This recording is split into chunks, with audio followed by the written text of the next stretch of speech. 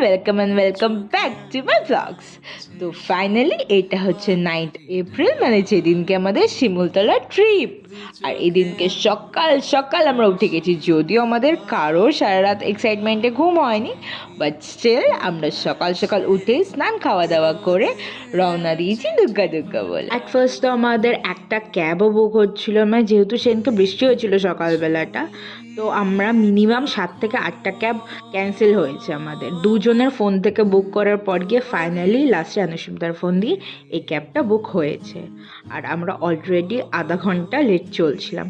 যাই হোক, খুব একটা এফেক্ট পড়েনি, কারণ ওরকম স্ট্রিট কোনো টিচার আমাদের সাথে যায়। আমাদের গ্রুপের সাথে মিট করলাম, তারপর আস্তে আস্তে সবাই চলে এসেছিলো, তারপর আমরা ট্রেনে উঠেও গেছিলাম। আর আমরা প্রায় আধা ঘন্টা আগেই ট্রেনে উঠে গেছিলাম। ট্রেন ওঠার পরে আমাদের খাবার শুরু হয়ে গেছে, মানে আমরা ননস্টপ খেয়ে গেছি শুধু। এই শিয়ালদা প্ল্যাটফর্মে বসে প্রথমে প্রিঙ্গলস খুললাম, তারপরে লটি চকোপাই খুলেছি, তারপর আবার ওই যে বিঙ্গোর যে চিপসটা ওইটাও খুলেছি। তখনও আমাদের এই শিয়ালদা প্ল্যাটফর্ম ছাড়ায়নি, তার মধ্যে এত কিছু খাওয়া শুরু হয়ে গেছে। আমাদের সাথে গ্রুপে যাচ্ছিল আমাদের একটা বান্ধবী, ও আবার লেট করেছে, ও আবার কান্নাকাটি শুরু করেছিল। এইসব নিয়ে প্রথম দিকটা একটু মেসড আপ চললেও পরেরটুকু কিন্তু খুব ভালো স্মুথলি গেছে। আর আমাদের খুব একটা ভিড় ছিল না সেদিনকে, যেহেতু সকালবেলা বৃষ্টি হয়েছিল, তো ওয়েদারটাও একদম খুব ভালোই পেয়েছিলাম আমরা, মানে ঘাম টাম কিচ্ছু হয়নি আমাদের।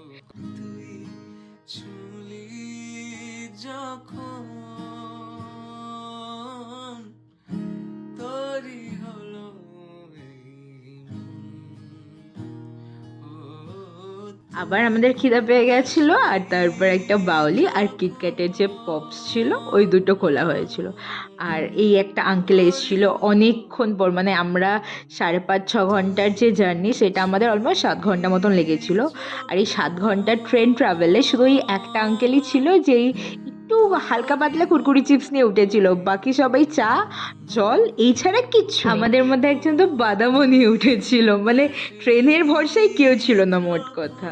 যাই হোক, এটাও আমাদের 5th সেমের একটা গ্রুপ, এদের অন্য বগিতে পড়েছিল, তো এদেরকে দেখতে গেছিলাম যে সবাই কে কীভাবে বসেছে। তারপর এটা হচ্ছে 10th সেম, মানে যারা সিনিয়র্স, তো এদের সাথেও দেখা করে আসলো। মানে মেইনলি আমাদের ম্যাম বলেছিল একটু গিয়ে দেখা করে কে কোথায় বসে আছে।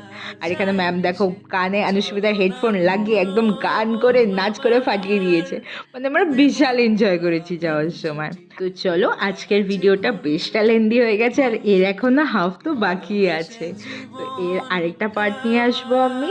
টিল দেন একটু ওয়েট করে যাও, আর এখনো কিন্তু বিহারের পুরো ট্রিপটা বাকি আছে, তো স্টে টিউন, বাই বাই।